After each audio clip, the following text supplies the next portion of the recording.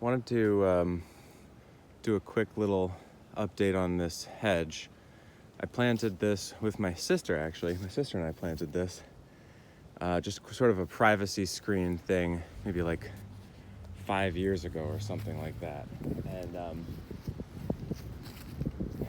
there's something, I still don't understand what it is, but there's something wrong with the soil up here.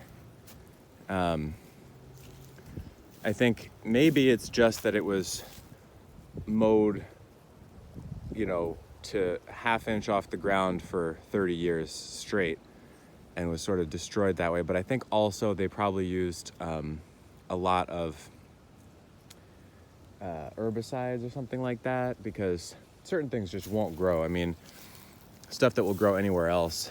This is a calorie pear that's like 5 years old, and I grafted it last year, and this is the amount of growth that I got. Normally on a graft, on a calorie pear that's 5 years old, first of all, the rootstock would have been, as in nice soil, the rootstock would have been twice as big at least, not so spindly, and it's just not right. I mean, over here, this miscanthus grass, you can see, was planted at the same time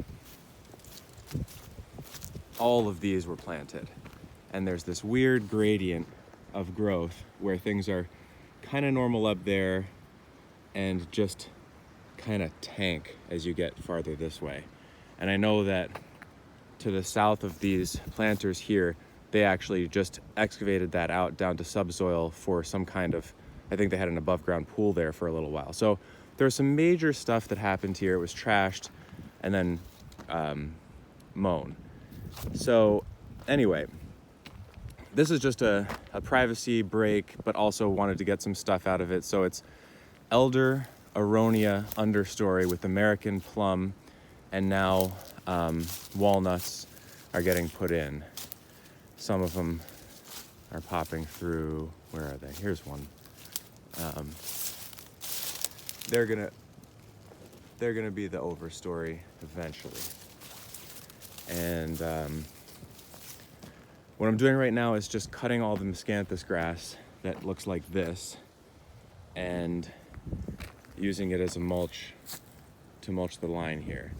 And it's not too bad. You really have to wear gloves with miscanthus because these jagged tips are so strong and you'll get splinters. And I'm actually sometimes scared of working with this plant because if I were to kind of stumble and fall on this, I think it would be really bad. I mean, even not just your hand, but even if you like landed on with your leg or your knee or something like that, there would be blood involved. And it's weird because the plant sometimes just has these bright red streaks. The inside of some stems are just blood red. And it's sort of, once you see that, it kind of scares you. And I think it's some kind of reminder to take it easy working with this thing. But one thing that I've found incredible to help is this battery-powered hedge trimmer. Kind of going to be a little crazy to try to show you one hand, but essentially you can lay the stalks like this and then just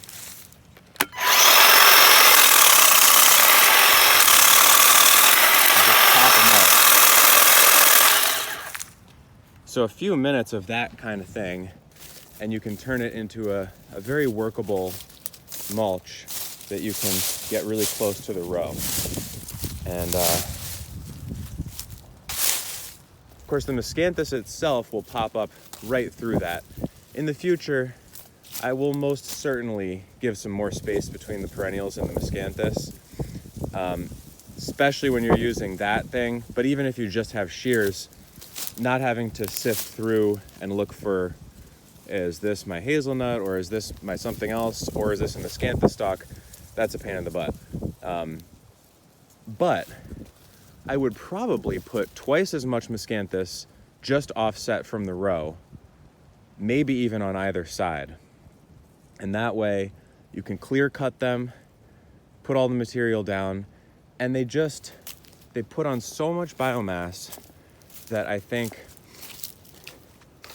they can be your complete in situ mulch. You know, if you have a big stand of that every 6 feet or 2 every 6 feet, starting with these were just root fragments I just popped in a hole, and they take a few years to develop. But then once you do that, you have your mulch forever. And they don't really do that well in deeper shade. So I think as long as you can efficiently clear cut them to the ground every fall or winter or whatever, sometime between fall and winter, get them on the ground, the tree canopy will come up, eventually shade it out, and they won't do much after that. And if I wanted to be more aggressive, I could come back in the summer, take the green material once or twice, and then we would be left with just spindly plants after that, and they would eventually fade out once the shade of the walnuts comes in for sure. So I think they're a wonderful plant to help establish tree lines. I mean, I just haven't brought any mulch into this place, and we have tons of material to work with. So anyway, oh, and for the people who are worried about it being invasive, Miscanthus X giganteus is a cross, and it is seed sterile. Never seen anything come up anywhere, so it seems to be playing by the rules. And it just propagates via rhizomes, and they don't spread really. They do this, they bunch, so it's a perfect plant to work with in systems where you don't want it to take over the whole zone, which you normally don't want that. So anyway, wonderful plant. So here we are a couple minutes later. Everything's chopped up thanks to this thing, nicely laid down, and really well mulched. And I don't think I'm going to be worried about weeds competition. I actually haven't been worried about competition in here for a while. But anyway, it seems like it is a powerful plant that could help establish a lot of trees because it shades out the ground really quickly.